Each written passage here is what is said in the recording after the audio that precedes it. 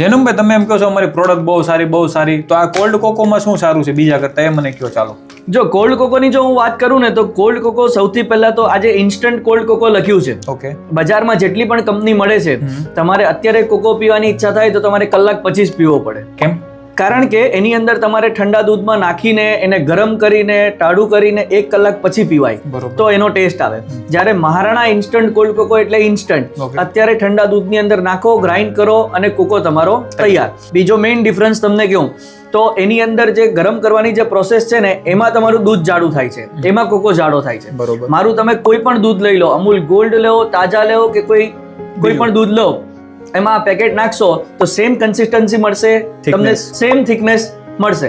અને ત્રીજી વસ્તુ કે આ જે પેકિંગ છે એ 4 લેયરનું પેકિંગ છે, એટલે લગભગ 1 વર્ષની આની એક્સપાયરી છે.